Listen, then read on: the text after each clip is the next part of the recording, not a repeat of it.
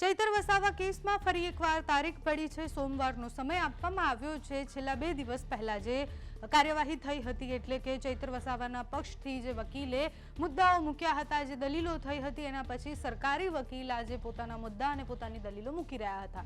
કોર્ટમાં જ્યારે સુનાવણી ચાલતી હતી 11 વાગ્યાની આસપાસથી સુનાવણીની શરૂઆત થઈ અને હમણાં સુનાવણી પૂર્ણ થઈ છે। સોમવારે સેકન્ડ હાફમાં એટલે 2:30 વાગે આ જે નવી સુનાવણી છે થવાની છે। એટલે ચૈતર વસાવા કેસમાં આગળ હવે સોમવારે 2:30 વાગ્યાથી જે સુનાવણી શરૂ થશે એમાં શું ચર્ચા થાય છે, કયા મુદ્દા સરકારી વકીલે સમય માંગ્યો, ઘણી બધી વસ્તુઓ જે પ્રૂવ કરવાની છે, જે ઘણી બધી વસ્તુઓ મિસિંગ છે એ વાત ચૈતર વસાવાના વકીલ દ્વારા કરવામાં આવી હતી કે પુરાવા નથી મળી રહ્યા, પુરાવાનો નાશ થયો છે, તો એના ડોક્યુમેન્ટ્સ ક્યાં છે અને તમારી પાસે એના પ્રૂફ શું છે। તો હવે સરકારી વકીલ જે છે એ સોમવાર સુધીનો સમય છે, સોમવારે ફરી એકવાર આ સુનાવણી થવાની છે। ચૈતર વસાવાના વકીલે આજે પણ દલીલ કરતા એવું કહ્યું હતું કે આના પછીના એક કેસ પછી પણ આપણે સુનાવણી કરી શકીએ છીએ, એટલા લાંબા સમય સોમવાર સુધીનો સમય ખેંચવાની જરૂર નથી।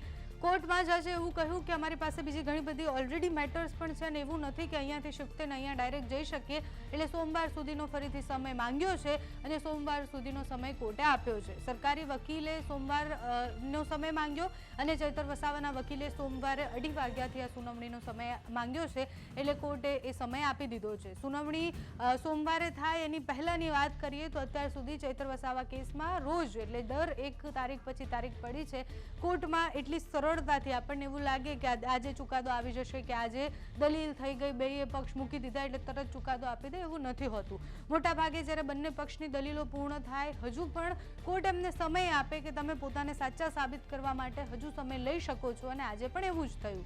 જજે સ્પષ્ટ એવું કહ્યું કે હું તમને બેયને સાચો જ માનું છું અને એટલે તમે બેયને જેટલી દલીલ કરવી હોય એના માટે તમને ફેર ચાન્સ મળશે, બંને પક્ષને ફેર ચાન્સ આપવામાં આવશે અને સોમવારે ફરી એકવાર આ સુનાવણી થવાની છે।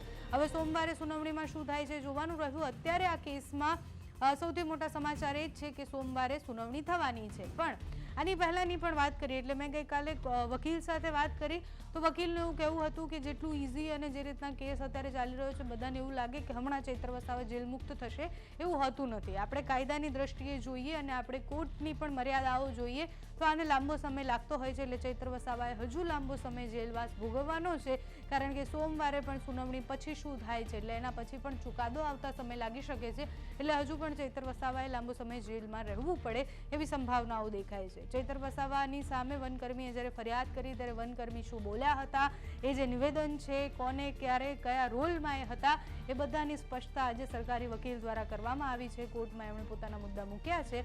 હવે સોમવારે કોર્ટ શું નિર્ણય લે છે, આગળ ફરીથી તારીખ પડે છે કે પછી ચૈતર વસાવાને જલ્દી જેલ મુક્ત કરવા માટે વકીલ વધારે લડે છે, એ સમય બતાવશે। તમારું આ વિષય પર શું માનવું છે અમને કમેન્ટ્સમાં જણાવજો। અત્યારે આ વિડીયોમાં બસ આટલું। જો તમે અમને યુટ્યુબ પર જોઈ રહ્યા હોય તો સબસ્ક્રાઇબ કરજો, ફેસબુક પર જોઈ રહ્યા હોય તો ફોલો કરજો, અમારા વિડીયોને લાઇક અને શેર કરજો।